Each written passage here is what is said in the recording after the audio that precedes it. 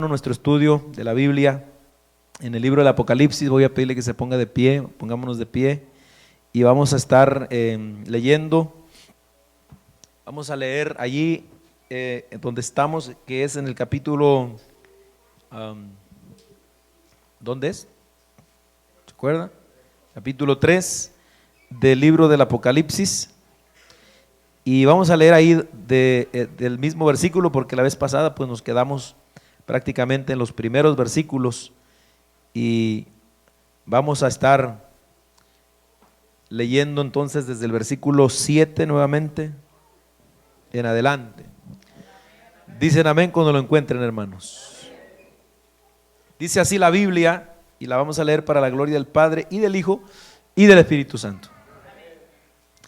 Escribe al ángel,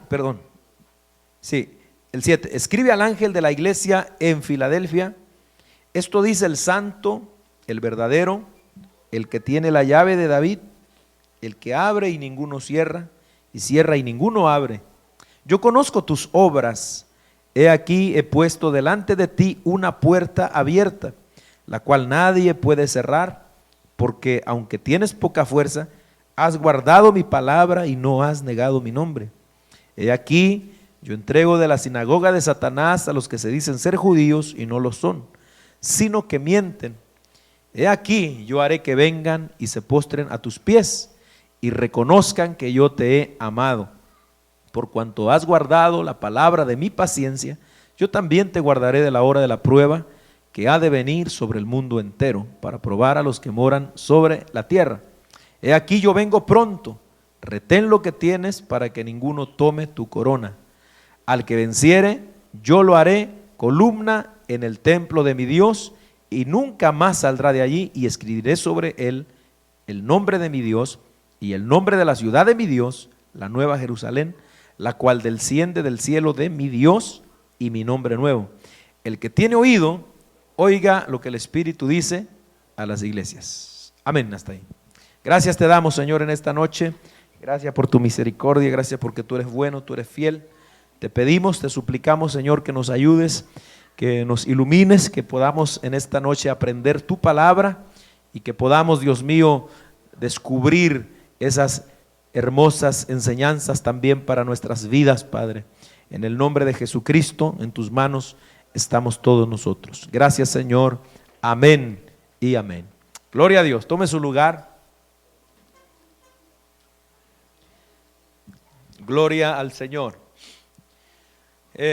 Estamos hablando, hermano, de lo que es la iglesia de Filadelfia.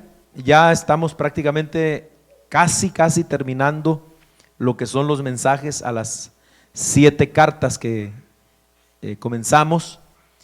Y que bueno, en el libro del Apocalipsis, que usted ha venido siguiendo los estudios detenidamente, pues acuérdese que estamos, como quien dice, siguiendo el bosquejo que el mismo Dios, por decirlo así, pone en el libro, y que se encuentra en el capítulo 1 y en el versículo 19 del libro, donde el Señor le dice a Juan: escribe las cosas que has visto, las cosas que son y las cosas que han de ser después de estas. Ya nosotros vimos las cosas que Juan vio, que fue lo que vimos en el capítulo 1.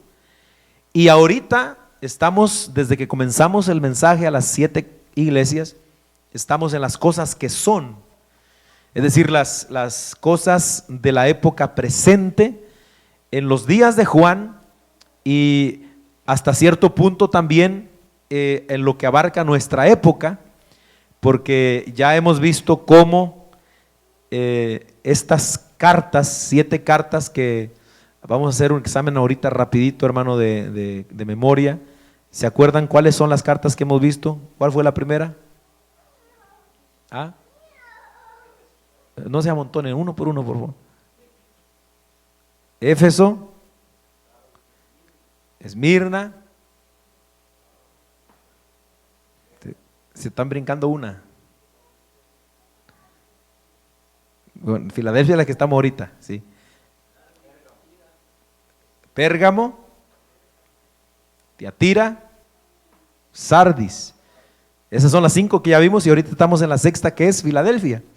Ahora, acuérdense, todas esas cartas estamos siguiendo, digamos, estamos viéndolo desde 3 puntos de vista diferentes, que son, en primer lugar, el contexto histórico, digamos, o el contexto inmediato, que son que de verdad eran 7 iglesias que existieron en el tiempo del apóstol Juan en el año 100, 95, 96 después de Cristo. Eran 7 iglesias locales, como iglesia de Tyler, iglesia de Kilgore, de Athens y así. Y así las envió las cartas una para allá en ese tiempo. Eran pastores, eran iglesias reales. Pero también lo que hemos estado siguiendo es cómo cada una de esas cartas representa el periodo de tiempo que ha venido pasando a través de la historia. Y rapidito recuerden que Éfeso representa los primeros 100 años de la iglesia, que fue la iglesia apostólica, la iglesia primitiva. Después la iglesia de Esmirna representa lo que fue el periodo de la persecución, del 100 al 250 más o menos después de Cristo. Después Pérgamo, del 250 más o menos hasta el 350, y así, ¿verdad? Se fue hasta que llegamos hoy a la iglesia de Filadelfia. Y entonces nos encontramos en este periodo de la iglesia donde, bueno, ya ha pasado todo eso que vimos. Acabamos de dejar la iglesia de Sardis, donde vimos el periodo de la Reforma, y hoy estamos en lo que sería este periodo de el grande avivamiento o despertar misionero, que comenzó más o menos en el año 1700 de nuestra era. Entonces eso es lo que vimos. No sé si usted se recuerda el martes pasado. Filadelfia significa amor fraternal, ¿verdad? Vimos cómo esta iglesia describe muy bien a lo que es la iglesia que siente este amor y pasión por sus semejantes, tanto que en este periodo de tiempo se llevó a despertar el espíritu de esa iglesia que había estado adormecida, media muerta, con lo del asunto de la reforma protestante y después todo eso. Y entonces empezaron a salir los misioneros. ¿Se acuerdan que el martes nos dedicamos prácticamente a ver eso?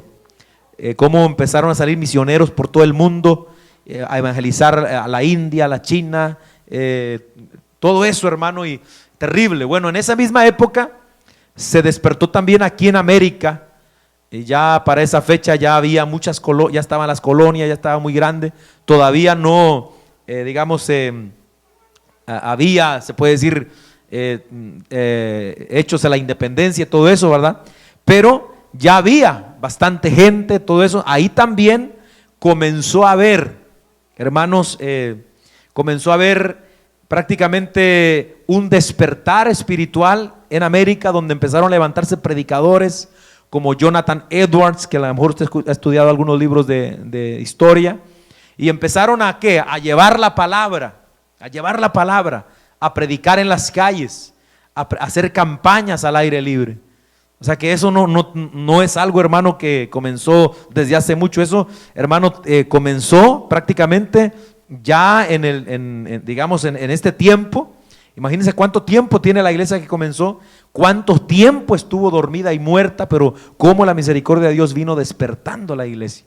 Entonces se despertó todo eso, y es donde tenemos ahora la historia de la iglesia de Filadelfia, que significa amor fraternal y que también representa la iglesia que se va a ir, digamos, en el día del rapto de la iglesia. Esa iglesia que ama, que se preocupa por los hermanos, que se preocupa por las almas perdidas, que se preocupa, hermano, por guardar la palabra. Así que aquí estamos más o menos en esta época, y nos quedamos entonces en este versículo donde dice el Señor, el verso 8: yo conozco tus obras, he aquí he puesto una puerta abierta delante de ti. Ya vimos qué significa la puerta abierta, que era la predicación del evangelio.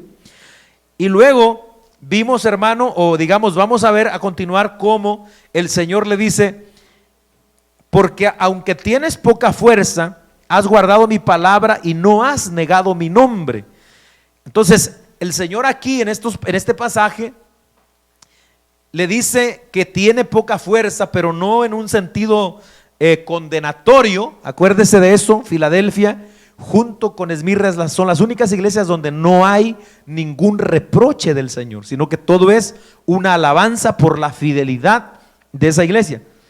Pero dice el Señor, tienes poca fuerza. Esto, más bien dicho, está en un tono de alabanza, porque el Señor sabe que su iglesia, hermano, su pueblo, siempre ha sido de esta manera, aparentemente con poca fuerza, porque el asunto es que la fuerza de la iglesia, o con la fuerza con que pelea la iglesia, nunca ha sido la fuerza numérica o la fuerza del poder terrenal o económico, sino la fuerza del Señor. Por eso, cuando nosotros pensamos en esto, rápido nuestra mente se va a Zacarías capítulo 4, versículo 6, donde dice que las cosas de Dios o el pueblo de Dios pelea no con espada, tampoco con fuerza, sino con ¿qué? Con el Espíritu de Dios. Entonces el Señor le dice, tienes poca fuerza, amén. La poca fuerza más la fidelidad que tenía la iglesia de Filadelfia eran su fuerza real y verdadera, como en el caso del apóstol Pablo, amén. Y citamos segundo a los Corintios capítulo 12 versículo 10, donde Pablo cita esas palabras que se han quedado ahí y que nos dan ánimo y aliento a las iglesias y a los cristianos en todo el tiempo, donde Pablo dice, cuando soy débil, entonces soy fuerte, ¿verdad? Porque Pablo pasaba situaciones tremendas, hermano, donde prácticamente era reducido, se podría decir a nada, donde prácticamente era, hermano, un fracaso ante los ojos de los demás, pero en medio de esa condición era donde Dios más se glorificaba. ¿Cuántos alaban a Dios, hermano, por eso?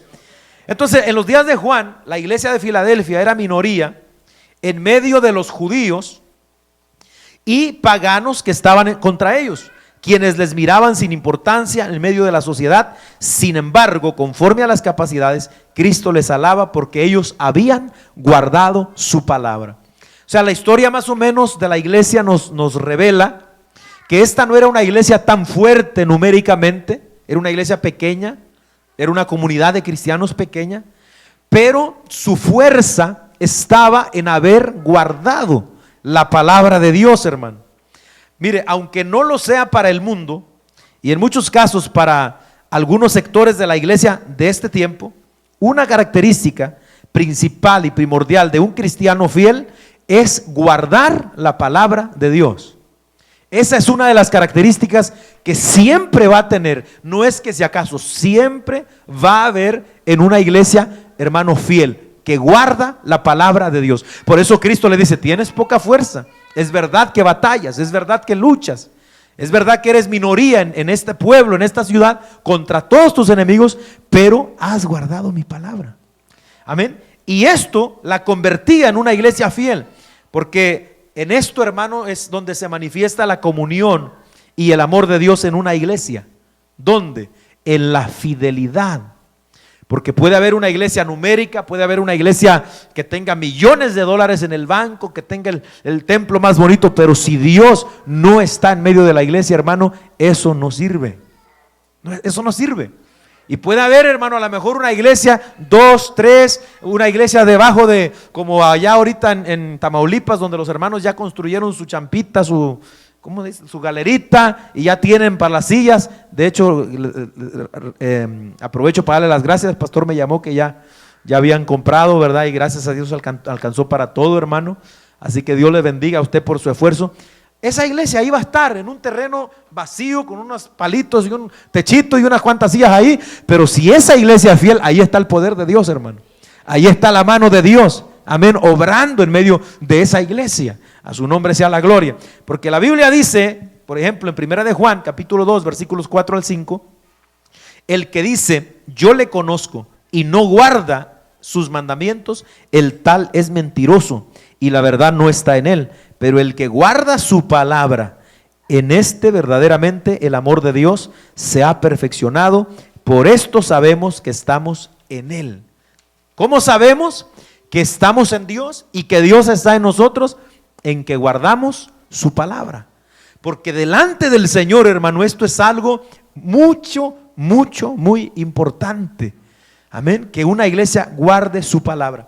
Ahora, también Filadelfia El Señor dice, has guardado mi palabra, no has negado mi nombre, le dice ahí en el versículo 8, no has negado mi nombre. Entonces esto quiere decir que Filadelfia también había mantenido ese carácter santo y misionero del Señor, ya que no había negado su nombre. Entonces esta es otra de las características que vemos en la iglesia.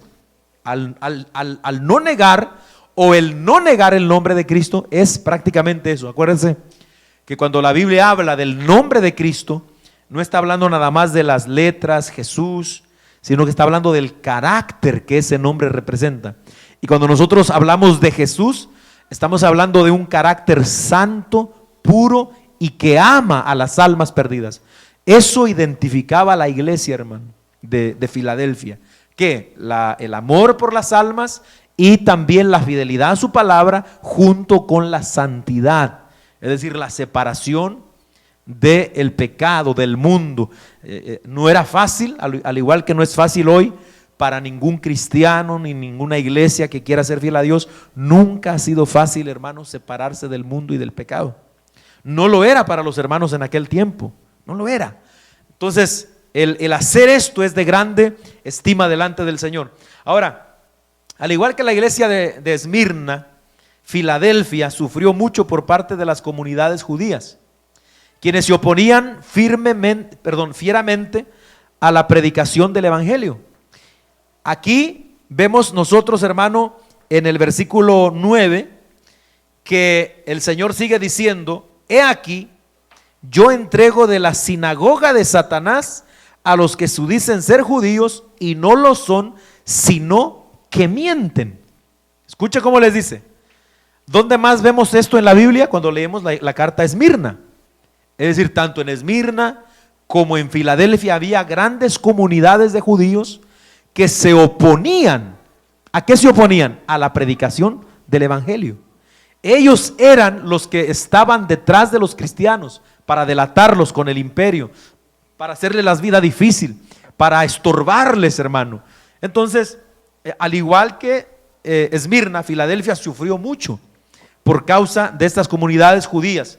Ellos, los judíos aquí, ahora no todos, por supuesto, no todos, porque acuérdense que los judíos también venían a Cristo, los mismos apóstoles eran judíos, pero estos judíos recalcitrantes, estos judíos tradicionales, ortodoxos, estos que se aferraban a la ley y a las tradiciones de los hombres, estos, hermanos, eran sinagoga del diablo, porque todas las personas que se oponen a la obra de Dios, estos son sinagogas del diablo, hermano.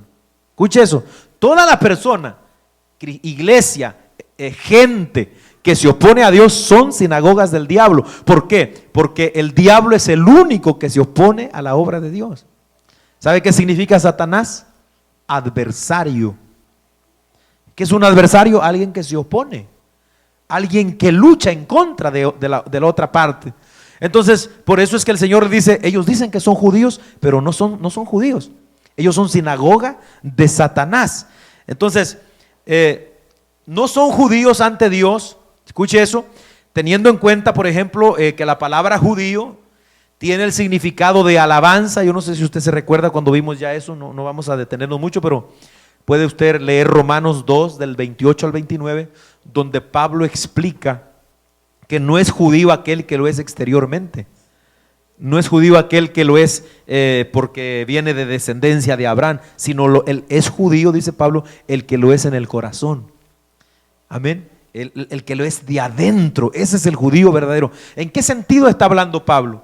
Bueno, ellos se creían judíos porque venían de la descendencia externa, porque se cortaban, se hacían la circuncisión, guardaban el sábado y todo eso, pero no eran judíos. ¿Por qué? Porque judío significa alabanza, los judíos vienen de Judá, Judá significa alabanza, y prácticamente ellos hacían todo menos alabar a Dios con sus actos, con sus hechos.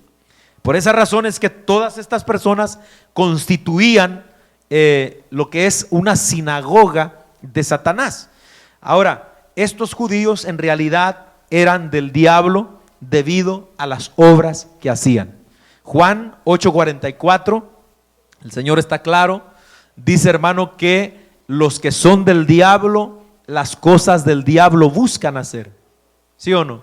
Y si alguien se opone a la obra de Dios, no puede ser de Dios simple y sencillamente, hermano. Amén. No pueden ser de Dios, aunque tenga nombre de Dios. Por ejemplo, si usted en su casa, su marido, su esposa, se le levanta y le dice, ¿sabes qué? Ya no quiero que vayas a la iglesia. Tiene nombre de cristiano, de cristiana. ¿Será de Dios? No, ese es el diablo que se le metió, hermano.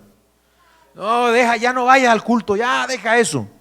Entonces, y se opone, eso es el diablo que se mete, hermano, ¿para qué? Para estorbar la obra de Dios, para que no sigamos. Alabado el Señor. Entonces, mire, Dios es experto en humillar delante de su pueblo a sus enemigos. Por eso es que nosotros no tenemos necesidad de pelear contra nadie físicamente, ni de vengarnos, porque Dios es experto en humillar a los que se levantan contra su pueblo. El Señor dice, oiga lo que dice el Señor en el verso 9, no lo son, mienten, dice, he aquí, yo haré que vengan y se postren a tus pies y reconozcan que yo te he amado. Yo haré, el Señor, tú no tienes que hacer nada, yo lo voy a hacer. ¿Qué significa esto? Amén. ¿Ustedes se acuerdan cómo Dios, por ejemplo, humilló a Faraón delante de Israel? Cómo Dios, por ejemplo, humilló a Nabucodonosor también. Cómo Dios humilló a Amán, que quería echarse al plato a todos los judíos aquellos en los tiempos de Esther, ¿se acuerdan? Dios los humilló a todos ellos y a muchos otros, hermano, y hará lo mismo con los enemigos de la iglesia de Filadelfia, porque es su iglesia amada. Hará lo mismo, hermano, es su iglesia amada. Así como el Padre pone a todos los enemigos de su Hijo por estrado de sus pies, como dice Hebreos 1:13, así también su Hijo Jesucristo lo hará con los enemigos de su iglesia. En este contexto es entendible que ellos reconocerán que los cristianos verdaderamente tienen a Dios de su lado. Amén. Esto es lo que quiere decir, yo haré que vengan y se postren ante tus pies. No que van a adorar a los cristianos, no que van a, no, sino que vengan y reconozcan y se postren reconociendo que verdaderamente Dios está con esa iglesia. ¿Sabe cuánta gente ha tenido que ser humillada así, hermano? Porque han menospreciado a una iglesia, o porque han menospreciado a un predicador, o porque han menospreciado a un hermanito. Amén. A veces en el trabajo se levantan complots contra hermanos fieles del Señor. Estoy hablando contra esa gente fiel, no con esos que andan ahí dando lata en los trabajos, hermano, y esa gente que es tremenda, porque hay de todo en la... Fueron, ¿no? Así que están conmigo todavía, hermano.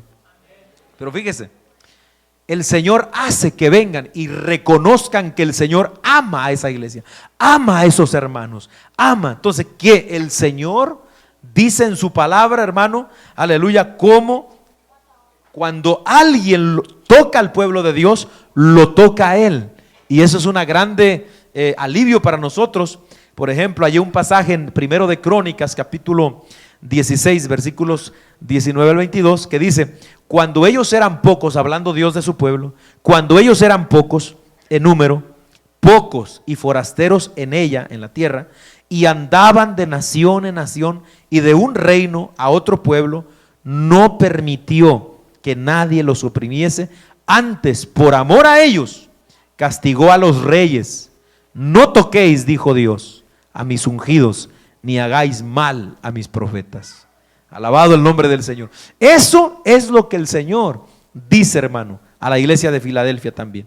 Amén. Ahora, en el versículo 10, dice el Señor, por cuanto has guardado, nuevamente vuelve a citar esto, la palabra, pero ahora le añade, de mi paciencia, yo también te guardaré de la hora de la prueba que ha de venir sobre el mundo entero para probar a los que moran sobre la tierra. Escuche eso, te guardaré de la hora de la prueba que ha de venir sobre el mundo entero. Aleluya. Ahora, aquí, hermanos, entramos en lo que es el Señor, en el elogio, la alabanza que el Señor está dando a esta iglesia. Es debido, y vuelve el Señor a insistir, a que ellos han guardado, por cuanto tú has guardado la palabra de mi paciencia. Ahora, ya nosotros vimos lo que es guardar la palabra, ¿verdad? Es decir, no nada más predicarla, sino vivirla. Pero fíjese que el Señor aquí le añade la palabra de mi paciencia. Esto le añade algo especial y esto tiene que ver con perseverancia. Siempre que usted lea en la Biblia, mayormente en el Nuevo Testamento, la palabra paciencia, siempre usted tiene que pensar en perseverancia en medio de los sufrimientos. Eso literalmente es lo que significa la palabra paciencia en la Biblia. Porque si no entendemos eso, no entendemos nada, hermano, cuando hablamos de paciencia. Porque, por ejemplo, pacientes nosotros aquí somos, puedo decir yo soy muy paciente porque, hermano, estaba en la Walmart y usted viera, me esperé 15 minutos para que me atendiera la cajera. Qué paciente soy yo. Esa es la paciencia de nosotros, según. No, paciencia es que te estén dando por la cabeza y que te peguen por aquí, que te peguen por allá, pero usted no se detenga, usted sigue en el camino. Que por aquí vinieron y te metieron una zancadilla y te caíste, pero te volviste a levantar y seguiste caminando. Que te llegó la enfermedad, que te llegó el problema, pero te levantaste y seguiste caminando. Eso es la paciencia en el Señor. Es decir, no es una paciencia, valga la redundancia, pasiva, sino que es activa. Eso es paciencia, amén. Aquí has guardado la palabra de mi paciencia, amén. Estos cristianos entonces están recibiendo este elogio y esta promesa porque se han mantenido firmes a pesar de todas las dificultades que tenían que enfrentar en su vida diaria en medio de aquel imperio tremendo, hermano. Ellos entendían que la iglesia es columna y baluarte de la verdad. Ellos habían guardado con perseverancia, amén. Esto significa que ellos habían entendido que si eran una iglesia, había algo que tenían que guardar muy bien, y era sobre todas las cosas la verdad de la palabra, hermano. Sabe que hay muchas personas, por ejemplo, usted sabe que nosotros tenemos una página en el Facebook y escribimos ahí lo que el Señor nos da. No es que nos agarramos a lo loco a hablar, sino que lo que el Señor nos da, ahí escribimos. Y sabe, hermano, que es una constante de mensajes en público, de mensajes en privado, hipócritas, legalistas, falsos, y hasta ustedes la llevan, hermano. Ustedes creen que porque anda una falda larga y que esto y que el otro. Yo qué culpa tengo, van a decir las hermanas, ¿no? No, porque ven los cultos y ven, ¿verdad? Todo eso. Pero de todo, hermano, de todo. Y le dicen de todo a uno, hasta de lo que se va a morir. ¿Por qué? Por predicar eso en la Biblia. ¿Y qué está predicando? Usted puede leer todo lo que yo leo. Usted puede verlo ahí. No es ni una cosa fuera de la Biblia. Pero ¿qué es lo que a la gente le molesta? Que la palabra de Dios, hermano, se mantenga. Porque es más fácil ahora, hermano, abrir una página de Facebook y poner puros corazoncitos. God bless you. Buenos días, que la pase bien. ¿Para qué quiero una página de Facebook yo, un predicador de la palabra de Dios, para decirle a la gente good morning y ponerle un corazoncito saludando? Mejor cierro eso, hermano. Así que si usted tiene Facebook y no predica nada, cierre eso mejor. 1, 2, ¿sí se oye o no? Predique la palabra, hable. Ahora, no, pastores, que se me van a tirar encima. Por eso, porque si usted guarda la palabra, no le va a gustar a mucha gente, hermano. Pero sabe, a veces es fastidioso tener que lidiar con este tipo de gente. Y yo no soy de los que si alguien me contradice o algo los bloqueo, porque ahí dice, pues usted no lo gusta, lo bloqueo. No, dejo que hablen. Pero ¿por qué es eso? Hay que seguir con paciencia. Ahora, porque a lo mejor una publicación o algo no agradó, ya no voy a predicar yo de eso. No, eso es la perseverancia, hermano. O sea, por eso es que tenemos, por ejemplo, hoy iglesias que comenzaron bien hace 20 años, predicando la palabra, la santidad, el que Cristo viene, predicando el rapto de la iglesia, y hoy ya no predican eso. ¿Por qué? Porque se cansaron, porque el ambiente, la opresión, la gente, las críticas los aplastaron. Igual hay muchos hermanos así en la vida individual. Comenzaron muy bien con el fuego de Dios, cantaban, alababan a Dios, se metían con Dios, oraban, ayunaban, se vestían decentemente para Dios, pero pasó el tiempo y no aguantaron las críticas y se fueron. Se quedaron así. ¿Por qué? Porque esto hay que perseverar en ello, hermano. Y para perseverar en estas cosas hay que sufrir. Hay que sufrir, hermano. Alabado sea el nombre del Señor para siempre. A su nombre sea la gloria, aleluya. Entonces, note aquí, hermano, por esta razón, el santo, el verdadero, el que abre y cierra puertas, les promete que serán guardados, oiga esto, de la hora de la prueba que está por llegar a la tierra.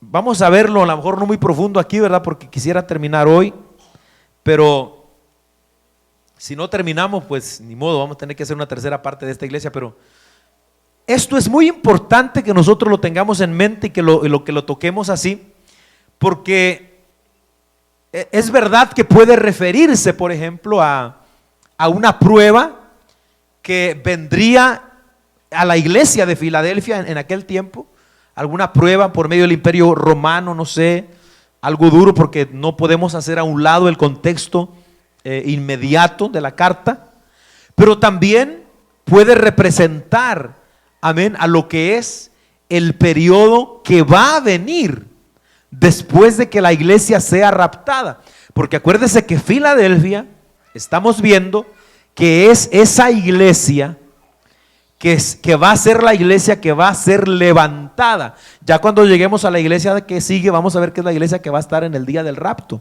que está ahorita también, pero que va a llegar hasta el día del rapto. Pero Filadelfia no llega, hermano, perdón, en la gran tribulación, pero Filadelfia no llega a la gran tribulación por esto que nosotros leemos aquí. Ahora, la gran mayoría de estudiosos de la Biblia concuerdan que esta hora de la prueba, que dice el verso 10, se refiere a lo que el Señor Jesucristo definió en Mateo 24, 21, diciendo que iba a haber una gran tribulación, cual no la ha habido desde el principio del mundo hasta ahora, ni la habrá. Así dijo el Señor acerca de la gran tribulación. Es decir, que está hablando de una hora de gran tribulación en este mundo que no ha pasado. Hay quienes dicen, no, eso pasó en los días del Imperio Romano. No, no ha pasado, porque todavía la historia de la humanidad no registra ningún periodo, hermano, tan horrible como el que describió el Señor. Es decir, han pasado momentos muy duros de verdad en la humanidad. Yo diría que de los momentos que me puedo recordar más duros, leyendo la historia del mundo, serían lo que son las guerras mundiales, hermano, las pandemias.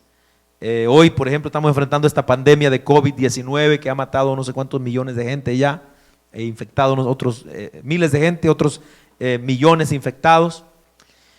Pero fíjese que ha habido otras pandemias más horribles todavía. Pandemia donde se han muerto, hermano, millones de personas, millones, literalmente. Pero por ejemplo la Segunda Guerra Mundial, más de 50 millones de personas muertas, los horrores del holocausto nazi, todo eso que conmovió al mundo, que puso a temblar al mundo, que le partió el corazón al mundo. Bueno, el Señor dice que lo que viene después de que la iglesia sea raptada, sea arrebatada, no se ha visto jamás en la historia del mundo, hermano, ni se volverá a ver después de eso. O sea que usted, si usted no ha visto imágenes de la Segunda Guerra Mundial, le invito a que las busque, véala. Hermano, eso le parte el corazón a cualquiera, ese horror que se vivió ahí, todos los desastres que hubieron, hermano, todo. Bueno, el Señor nos dice prácticamente que eso es nada a comparación de lo que le espera a este mundo cuando Él mande sus juicios a esta tierra. Y ya vamos a verlos detenidamente cuando lleguemos a la gran tribulación. Ok, entonces esto sería esa gran tribulación. Ahora, todos parece ser que están de acuerdo, la mayoría, en que se refiere a ese momento.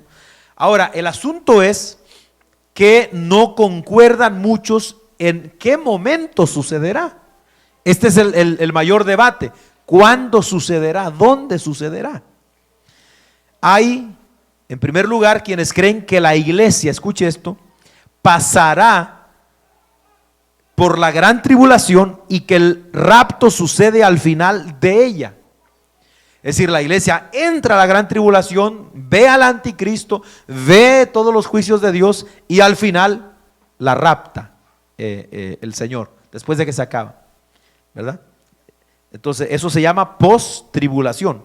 Hay un segundo grupo que creen que la iglesia entrará a la gran tribulación, pero no terminará en ella, sino que será raptada a la mitad de la gran tribulación. Y para esto ellos se basan cuando Apocalipsis 11:15 dice que el último ángel tocó la trompeta.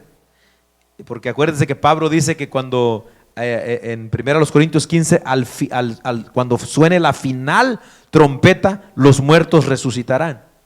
Entonces ellos más o menos dicen, oh, entonces es a la mitad. Entonces la iglesia se va, entra, pero se va a la mitad.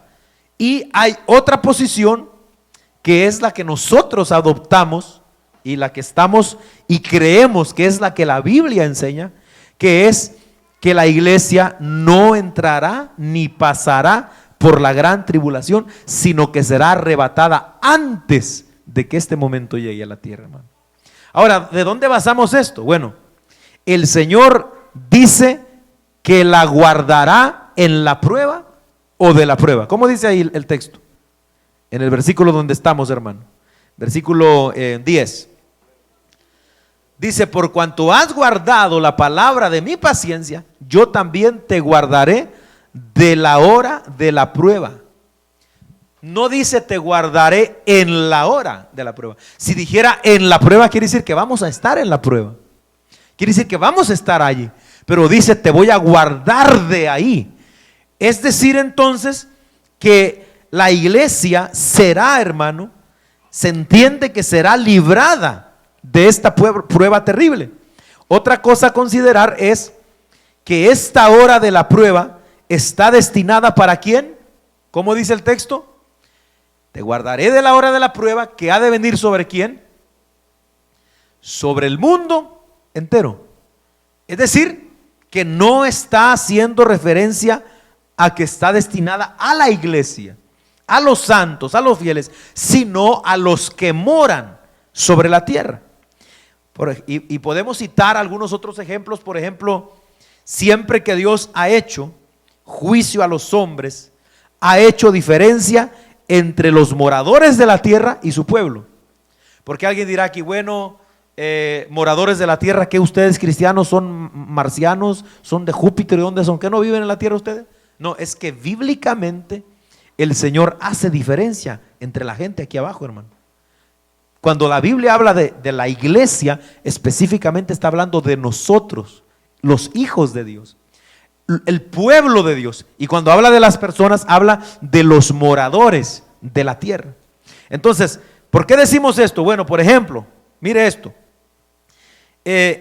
Lo vemos en el juicio del diluvio. Génesis capítulo 6, versículo 8. Dice la Biblia que Dios dijo, voy a destruir todo.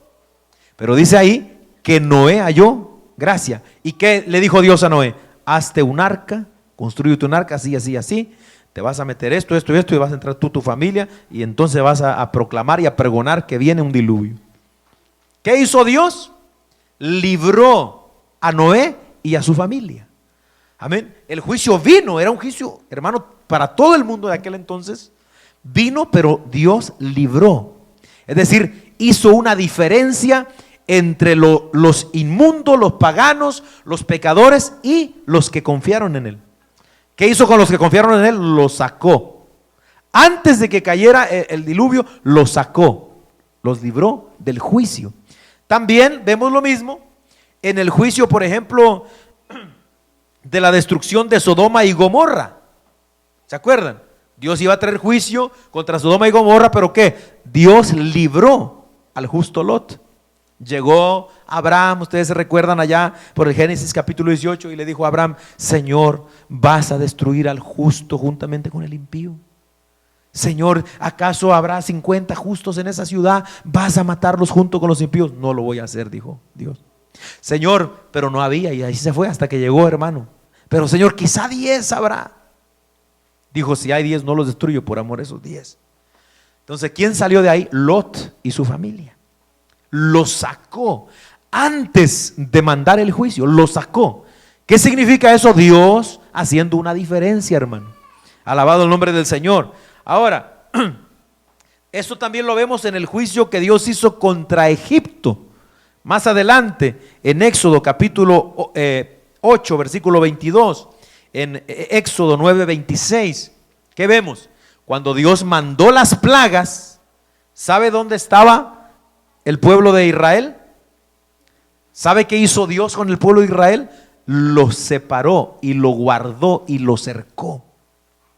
¿Por qué? Antes de que mandara el juicio, entonces ya Israel estaba resguardado en un pueblo que se llamaba Gosén, y toda la tierra de Egipto bajo el juicio de Dios, hermano, toditita. La plaga más terrible, que fue la de los primogénitos asesinados, muertos por el ángel de la muerte, todo Egipto llorando, pero Gosén tranquilo, no había un llanto de un solo niño ahí, hermano.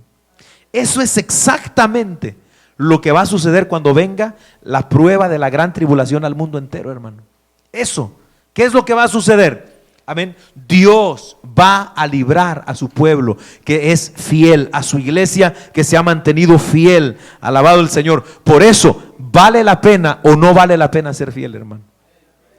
¿Vale la pena o no vale la pena mantenerse en el camino, servirle a Dios de corazón, abandonar la poca vergüenza, hermano? Abandonar el doble ánimo de que ahorita estoy, mañana no estoy, de que sí, que no, de que soy uno en la iglesia y otro allá afuera en la escuela o en la casa o en el trabajo. No, aquí hay que ser fieles, hermanos. ¿Sabe? Que me temo que mucha gente dentro de la iglesia de hoy va a tener que atravesar por ahí, hermano. Porque hay mucha gente que está jugando a la iglesia en el día de hoy. Hay gente muy hipócrita en las iglesias de hoy día, hermano. Tristemente, esto es la realidad, tristemente. Y sabe, esto se lo digo desde ya. Yo no digo que la Biblia lo dice así claramente, pero a mi entender, yo creo que eso es lo que la Biblia nos trata de decir. ¿Qué, pastor? Que usted que conoce el evangelio, que ha estado por años en la iglesia, amén, que ha recibido la palabra, que ha cantado, que ha gozado, que ha tocado un instrumento, lo que sea, y que si usted o yo que he predicado nos llegamos a quedar, ya no habrá otra oportunidad para nosotros, hermano. Eso creo yo, por algunos pasajes que leo en la Biblia. Es decir, yo que teniendo todo el conocimiento y las armas para abrazarme de Cristo hoy, y me quedo por sinvergüenza, por ser infiel a Dios, por amar más a este mundo, creo que no habrá otra oportunidad para mí. Creo que sí va a haber oportunidad de salvarse, pero para los que nunca estuvieron en una iglesia, para los que nunca oyeron, para las gentes que de verdad estaban ciegas, hermano, y que no quisieron porque a lo mejor estaban en una religión. Pero para nosotros que conocemos la verdad, que se nos habla, que claramente leemos la Biblia, ¿qué quiere decir eso? Si nosotros amamos al mundo más que a Dios, hermano, ¿qué es lo que le estamos tratando de decir a Dios? Si nosotros preferimos, hermano, el sexo, preferimos el baile, la cerveza, la vanidad de este mundo, antes que a Dios, conociendo su palabra, lo que le estamos diciendo a Dios: Dios, tú no me importas, yo no necesito eso. Entonces, por eso, segunda a los Tesalonicenses capítulo 2, del versículo 1 en adelante, usted va a encontrar ahí que el Señor dice que el Señor a todos los que estén en la gran tribulación, o al menos a unos de ellos, dice el Señor que les va a enviar un poder engañoso para que crean a las mentiras del anticristo. Pero nota quién dice: a los que conociendo la verdad se complacieron en la injusticia, despreciaron la verdad y se complacieron en la injusticia. Ahora, ¿quiénes son los que desprecian la verdad? Los que conocen la verdad. Por ejemplo, en la casa, ¿verdad? ¿Usted cree que, por ejemplo, nuestros hijos en la casa no saben cuáles son las reglas del hogar? ¿Cree usted que un hijo de nosotros, cuando desobedece las reglas del hogar, no sabe que está desobedeciendo? Sabe lo que está haciendo, sabe, amén. Y entonces sabe que va a haber consecuencias si tiene, ¿verdad?, alguien que le va a disciplinar. Es lo mismo con Dios, hermano. Alguien que abiertamente lo desprecia, En mi opinión, hermano, es muy difícil. Creo que no habrá oportunidad para alguien como yo, por ejemplo, que estoy predicando, que conozco la Biblia, que sé que estoy enseñando y esto y lo otro, porque sería con todo mi conocimiento y con todo mi deseo rebelarme en contra de Dios, hermano. Bendito el Señor para siempre, aleluya. Así que, ¿qué es lo mejor hacer? Preparémonos, hermano, preparémonos. Busquemos a Dios, seamos fieles al Señor. Aleluya, no dejemos que las cosas de este mundo nos absorban, nos abracen, nos contaminen, nos envuelvan, nos cieguen, hermano. No dejemos eso. Seamos como Filadelfia, fieles. Seamos, hermano, como Filadelfia, una iglesia que nos amemos. Alabado sea el nombre del Señor, y que amemos también a las almas perdidas. A su nombre sea la gloria. Sigo. Dice también respecto a esto, la frase moradores de la tierra se encuentra 9 veces en el Apocalipsis. Le doy aquí los versículos. Se encuentra en Apocalipsis 11:10, 12:12, 13:12, 13:14 y 17:8. Ahí se encuentra la frase, hermano, en el Apocalipsis, y queda claro en todas esas frases, en todos esos textos, que siempre se refiere a los incrédulos. Por eso es que creemos firmemente que la iglesia, hermano, no pasará por la gran tribulación. No pasará por la gran tribulación. Ahora, otra cosita más. La Biblia dice en Jeremías 37 que este tiempo, es decir, la gran tribulación, será tiempo de angustia para Jacob, es decir, para Israel. ¿Por qué? Acuérdese que actualmente, desde que vino el Mesías, dice San Juan capítulo 1 versículos 11, que a lo suyo vino y los suyos no le recibieron. Estaba hablando al pueblo de Israel en primera instancia. Lo rechazaron. ¿Quiénes eran los que le gritaban crucifíquenle, crucifíquenle? Amén, los judíos. ¿Quiénes fueron los que le dijeron a Pilato, cuando Pilato les decía, pero no es su rey? Nosotros no tenemos más rey que César. ¿Quiénes eran? Los judíos. Lo rechazaron. Amén. ¿Quiénes eran los que Pilato les decía, pero miren, aquí está el hombre, yo no hallo nada? El hombre es inocente, ¿por qué vamos a matarlo? Mejor lo suelto, lo dejamos tranquilo, lo golpeo y lo suelto. No, crucifícale, crucifícale. ¿Qué culpa tiene? No, crucifícale. Es más, que su sangre caiga sobre nuestras cabezas, dijeron. ¿Quiénes eran? Los judíos. Desde ese momento los rechazaron. Y hasta el día de hoy, hermano, más de 2000 años, la gran mayoría de los judíos sigue todavía esperando al Mesías. Siguen esperando. De hecho, ellos sienten que ya viene. Pero ellos piensan que viene por primera vez. Ya vino hace 2000 años. Ahora viene, pero para hacer juicio. Y también viene para tratar directamente con ellos. Por eso es que la gran tribulación será, dice Jeremías 30, versículo 7, un periodo de angustia especialmente para Israel, no para la iglesia. ¿Por qué? Porque allí, en medio de la gran tribulación, Israel va a reconocer, hermano, al que traspasaron. Israel tendrá que reconocer que ese que ellos mataron hace 2000 años, ese era su Mesías.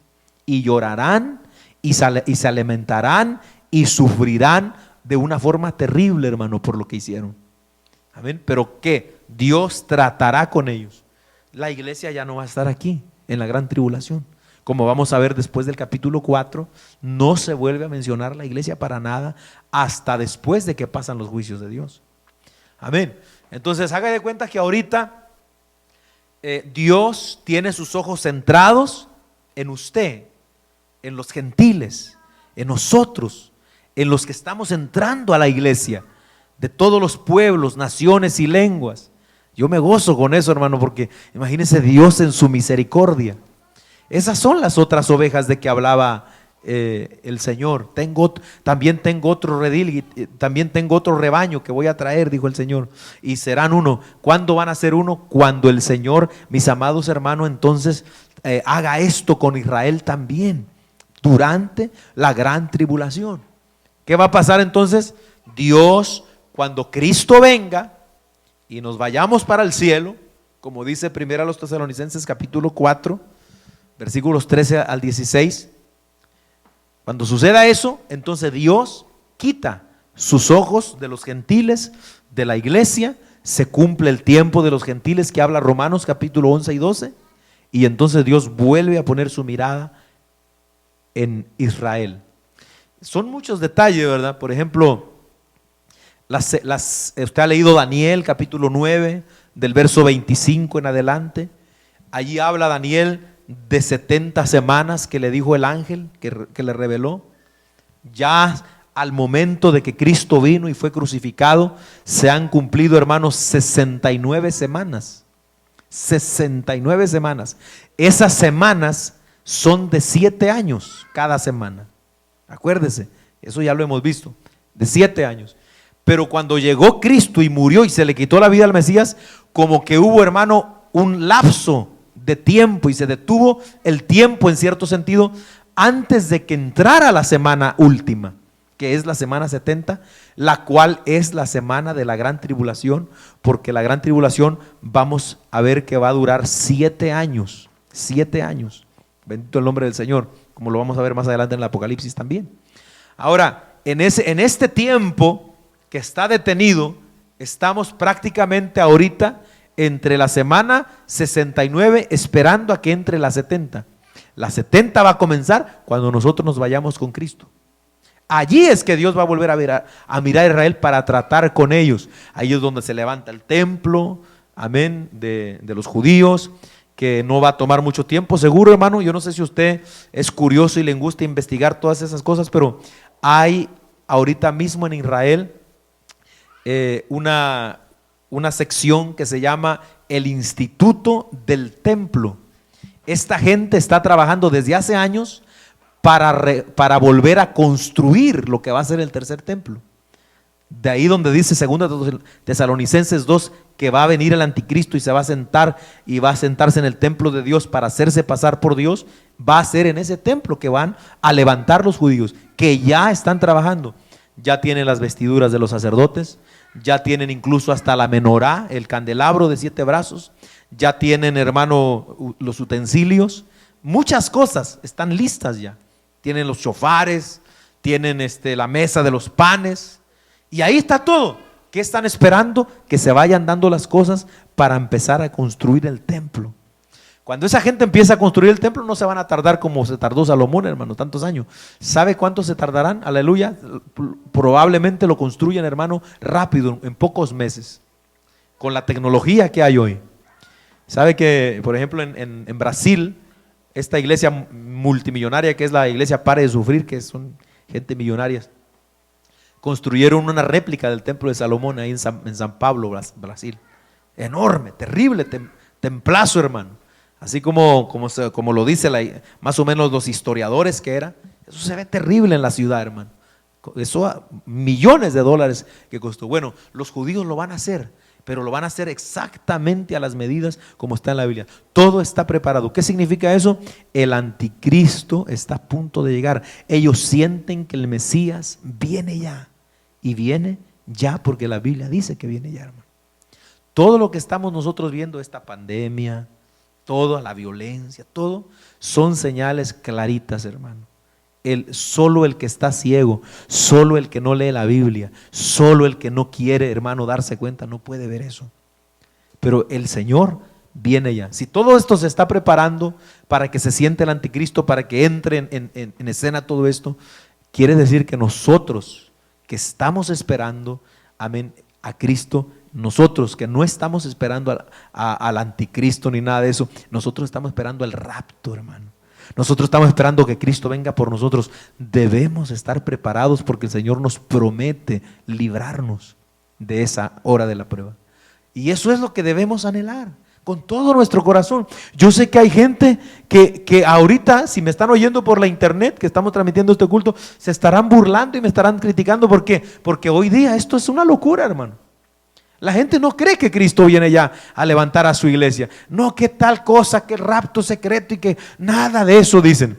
Mire, la gente puede creer lo que quiera. Usted aquí, si cree, puede creer o no puede creer. Pero la Biblia es la verdad, hermano. Y todos los que no estén preparados van a tener que atravesar ese momento, hermano. Alabado sea el nombre del Señor. Ahora, estamos terminando, hermano, ya. Bueno, terminando hoy, ¿verdad? Porque no alcanzamos a mirarlo toda la carta. Mire, Dios no ha puesto su iglesia para ira, sino para salvación. Primera Tesalonicenses, capítulo 1, versículo 10, y Primera Tesalonicenses, capítulo 5, versículo 9, está claro, dice la Biblia que la iglesia no fue puesta para ira, no, sino para salvación. ¿Qué es la gran tribulación? Es la ira de Dios sobre el mundo entero, los juicios de Dios, que vamos a ver con detalle más adelante. Entonces, si Dios no puso a la iglesia en la tierra para la ira, quiere decir que no va a estar en ese día de la ira. A partir del capítulo 4 también no se vuelven a mencionar la iglesia, sino hasta el capítulo 19. Bendito el nombre del Señor para siempre. Vamos a terminar con el versículo 11, hermano, y vamos a dejarle ahí en el versículo 11. Dice el Señor: he aquí, yo vengo pronto, retén lo que tienes para que ninguno tome tu corona. La iglesia de Filadelfia entonces representa, sin dudas, como hemos estado señalando, la iglesia que será arrebatada con Cristo. El Señor menciona su inminente venida para que ellos estén preparados. Note cómo viene la relación. Cristo diciendo: yo vengo pronto.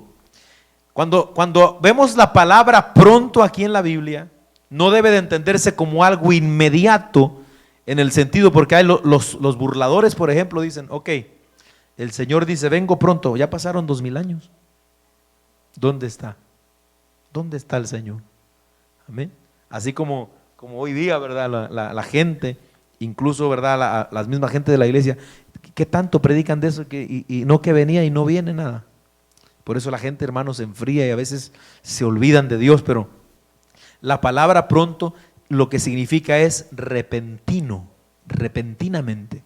Amén. Es decir, va a venir en un momento inesperado. Mateo 24, 44, note lo que dice.